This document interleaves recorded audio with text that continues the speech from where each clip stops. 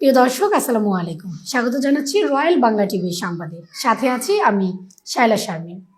এখন দেখবেন ঢাকা থেকে প্রতিনিধির পাঠানো ভিডিও চিত্রে রয়্যাল বাংলা টিভির সংবাদ। বরিশাল জেলার গৌরন্দী থানার অন্তর্গত হোসনাবাদ গ্রামের ইমরান সিকদারের 5 বছরের ছেলে সাফওয়ানকে গত 15 জানুয়ারি দুপুরে নিজ বাসার সামনে থেকে অপহরণ করে এক নম আসামি রুমান গুম করে রাখে। পরের দিন 16 জানুয়ারি সকাল 6:30 পাশের বাড়ি মান্নার ঘরের সামনে নৃশংসভাবে হত্যা করে ফেলে রেখে যায়। 17 জানুয়ারি গৌরন্দী থানায় পরিবারের পক্ষ থেকে মামলা করা হয়। পুলিশ হত্যাকারীদের মধ্যে 4 জনকে গ্রেফতার করে, যাদের মধ্যে রুমান, মোজাম্মেল হক, আখি ও রাবিনা। এখন পর্যন্ত তাদের কাছ থেকে কোনো স্বীকারোক্তি নিতে পারেনি এবং পলাতক লোকমান ও শাহাদাতকে এখন পর্যন্ত পুলিশ গ্রেফতার করতে পারেনি। বর্তমানে সাফওয়ানের পরিবারকে সন্ত্রাসীরা মামলা তুলে নেওয়ার জন্য বিভিন্নভাবে প্রাণনাশের হুমকি দিয়ে আসছে। এমত অবস্থায় সাফওয়ানের পরিবার নিরাপত্তাহীনতায় ভুগছে। তাই রাষ্ট্রের সর্বোচ্চ মহলকে এই বিষয়ে উদ্যোগ নেওয়ার জন্য আহ্বান জানান। বিশেষ করে অন্তর্বর্তীকালীন সরকারের প্রধান উপদেষ্টা প্রফেসর ডক্টর মুহাম্মদ ইউনুস সাহেবকে এই বিষয়ে পদক্ষেপ নেওয়ার জন্য অনুরোধ করেন। ভুক্তভোগী পরিবার সন্ত্রাসীদের দৃষ্টান্তমূলক শাস্তির জন্য প্রধান উপদেষ্টা, স্বরাষ্ট্র উপদেষ্টা, আইন উপদেষ্টা সহ আইন শৃঙ্খলা বাহিনীর সদস্যদের প্রতি আহ্বান জানান। আমি সাফওয়ানের বাবা। আমার পরিচয়টুকু 5 বছরের ছেলেকে গত 15 জানুয়ারি দুপুরের দিকে নিজ বাসা থেকে অপহরণ করে এক নং আসামি রুমান গুম করে রাখে।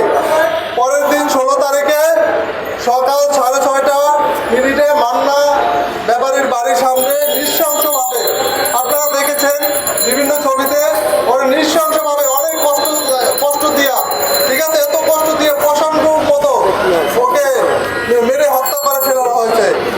17 তারিখে আমরা পরিবারের পক্ষ থেকে আমি নিজে বাদী হয়ে থানায় ওদের রুমান খন্দকার, মোজাম্মেল হক, আখি, রাবিনা ওদের বিরুদ্ধে একটা মামলা করে এবং পুলিশ হত্যাকারীদের মধ্যে 4 জনকে গ্রেপ্তার করে। এখন পর্যন্ত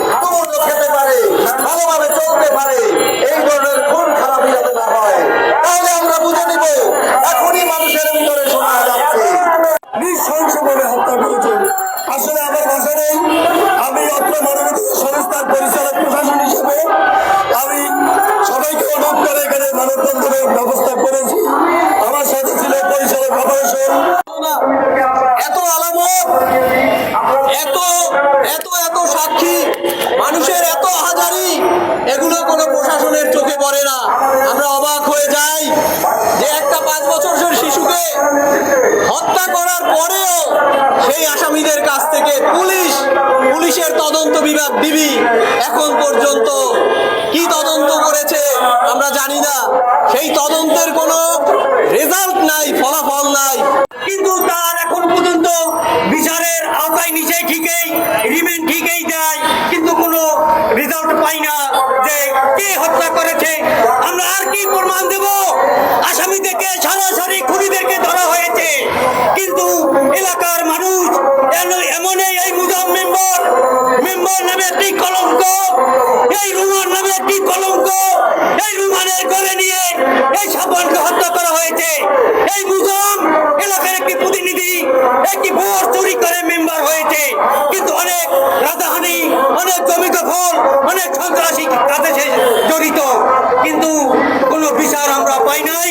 এলাকার মানুষ মুখ খোলে না, তার ভয়ে আতঙ্ক এলাকার মানুষ কোনো কথা বলে না, কারণ নাকি প্রশাসন কি করে। তা যাই হোক, এই শিশু হত্যার বিচার আমরা যাতে পাইতে পারি, আপনাদের কাছে আকুল আবেদন। 5 বছরের একটা শিশু কারোর জন্য থ্রেট হতে পারে না। 5 বছরের একটা শিশু কারো এনিমি হতে পারে না। 5 বছরের একটা শিশু কারোর জন্য হার্মফুল হতে পারে না। অথচ দুর্বৃত্তরা সারা রাত তাকে নির্যাতন করে হত্যা করা হয়েছে।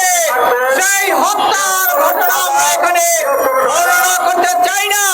সাফওয়ানের বাবা ইমরান এখানে উপস্থিত হয়েছে, তার হৃদয় ক্ষত হবে, তার আত্মা ফেটে যাবে। আমরা তাই সেই নির্যাতনের বর্ণনা দিতে চাই না। আপনারা পোস্টমর্টেমের রিপোর্টের মাধ্যমে আপনারা ইনভেস্টিগেট করতে পারবেন কিভাবে তাকে নির্যাতন করে হত্যা করা হয়েছে। আমরা বলতে চাই, এই খুনিদেরকে অবশ্যই অনতিবিলম্বে বিচারের আওতায় নিয়ে আসতে হবে।